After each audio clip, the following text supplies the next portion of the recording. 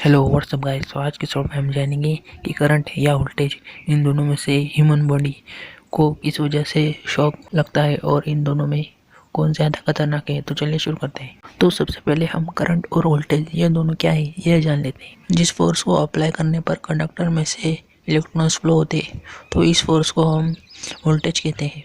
और किसी भी कंडक्टर में से फ्लो होने वाले इलेक्ट्रॉन्स की संख्या को हम करंट कहते हैं। अगर किसी कंडक्टर में से 6.242 इंटू 10⁻18 इलेक्ट्रॉन्स इतने इलेक्ट्रॉन्स फ्लो हो रहे हैं तो उस कंडक्टर में से 1 एम्पीयर करंट फ्लो हो रहा है, ऐसा कहा जाता है। तो चलिए अब यह जान लेते हैं हमें इलेक्ट्रिकल शॉक आखिर लगता क्यों है। जब भी हमारे बॉडी में से इलेक्ट्रॉन्स फ्लो होते हैं तब इलेक्ट्रॉन्स फ्लो होने की वजह से हमारे बॉडी में S/R यानी कि हमारे बॉडी का जो रेजिस्टेंस है और I यानी कि इलेक्ट्रॉन्स की संख्या, इस वजह से हमारे बॉडी में हीट प्रोड्यूस होती है।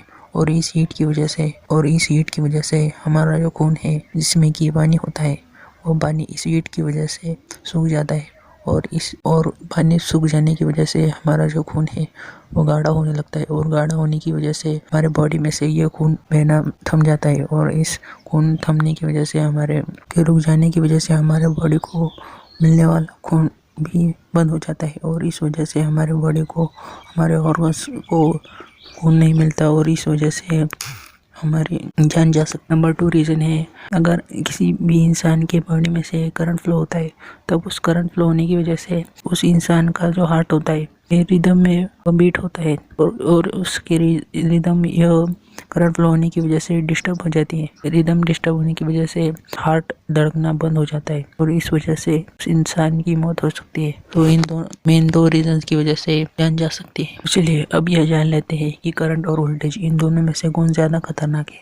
तो मान लीजिए हमारे पास एक अल्टरनेटर है। अल्टरनेटर यानी AC सप्लाई बनाने वाली मशीन। तो यह अल्टरनेटर है। इस अल्टरनेटर की मदद से हम किसी भी वोल्ट के सप्लाई को बना सकते हैं और इसमें इस वोल्ट के सप्लाई में जैसे फ्लो होने वाले इलेक्ट्रॉन्स की संख्या को भी हम कंट्रोल कर सकते हैं। तो इस तरह का अल्टरनेटर हमारे पास मौजूद है। तो नंबर 1 कंडीशन यह है कि 1000 वोल्ट सप्लाई हम किसी ह्यूमन बॉडी को दें। उस ह्यूमन बॉडी में से इस 1000 वोल्ट के सप्लाई से 1 इलेक्ट्रॉन फ्लो होगा। तो नंबर 2 कंडीशन यह है कि इस 1000 वोल्ट के सप्लाई को हम कम कर 250 वोल्ट कर दें और यह 250 वोल्ट हम किसी ह्यूमन बॉडी को दें।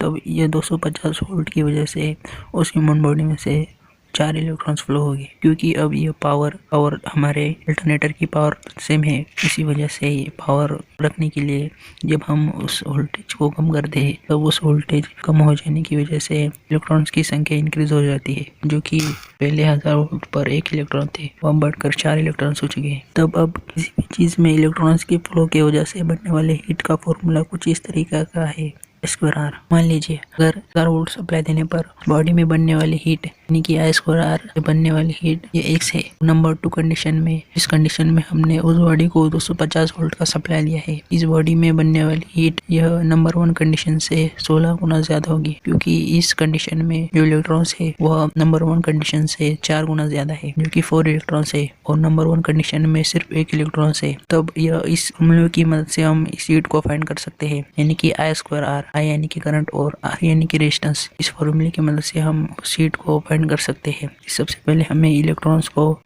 एम्पीयर में कन्वर्ट करना होगा और एम्पीयर में कन्वर्ट करने के बाद इस फॉर्मूले की मदद से हम हीट निकाल सकते हैं। और जो नंबर 2 कंडीशन में है उस कंडीशन में निकलने वाली हीट नंबर 1 कंडीशन से 16 गुना ज्यादा होगी, यानी नंबर 2 कंडीशन में जो बॉडी है उसको 16 गुना ज्यादा हीट का सामना करना होगा। इसी वजह से उन इलेक्ट्रॉन्स की वजह से ह्यूमन बॉडी को शॉक लगता है। इन सब कैलकुलेशन का रिजल्ट यह निकलता है कि अगर किसी ह्यूमन बॉडी में से जितने ज्यादा इलेक्ट्रॉन्स फ्लो होंगे उतना ज्यादा उस ह्यूमन बॉडी को शॉक लगेगा, यानी कि उस ह्यूमन बॉडी में ज़्यादा हीट प्रोड्यूस होगी। तो अब इस वीडियो का कंक्लूजन यह है कि वोल्टेज से ज़्यादा करंट ज़्यादा खतरनाक होता है ह्यूमन बॉडी के लिए। तो आज के शो में बस इतना ही। जय हिंद, वंदे मातरम।